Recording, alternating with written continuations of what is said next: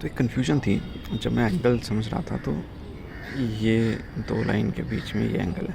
मुझे लगता था, मतलब देखने से लगता है कि अरे देखो यार, ये स्मॉल एंगल है, ये थोड़ा सा ज़्यादा डिस्टेंस कवर कर रहा है, ये बड़ा है, बिग एंगल बोलते क्यों नहीं। तो एक ही जगह में दो दो डिफरेंट टाइप ऑफ दूरी है, तो दूरी को कितना दूर है ये, तो ये तो एक दो लाइनों के बीच में दूरी तो डिफरेंट होती है, तो एंगल भी डिफरेंट नहीं होता होगा क्या।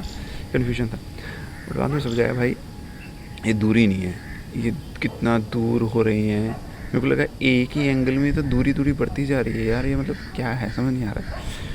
तो समझ आया कि भाई ये जो कुछ अलग होता है, ये जो होता है कि दो एंगल के बीच में rotation is like of rotation, इन दोनों के बीच में रोटेशन सेम है। रोटेशन का होता है एक वर्टेक्स होता है, तब रोटेट आप कब करते हो, जब दो लाइंस या वर्टेक्स, ठीक है, ये वर्टेक्स हो, मतलब रोटेशन तभी होगा ना, रोटेशन इस तरीके से होगा, तो रोटेशन वर्टेक्स होना चाहिए।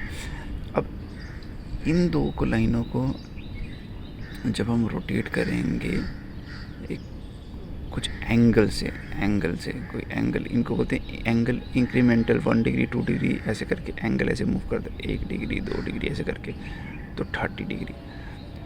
तो इर्रिस्पेक्टिव ऑफ कितनी लंबी वो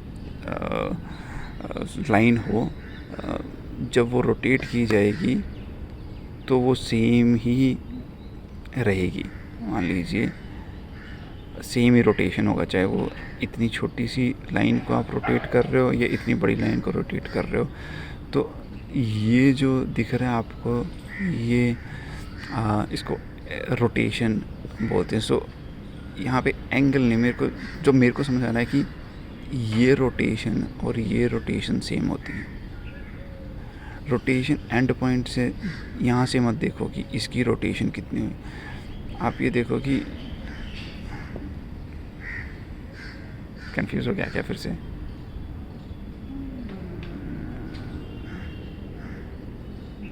हाँ, इस पॉइंट की ने यहाँ पे एक बेस लेकर, बेस से कितना ऊपर गया ये,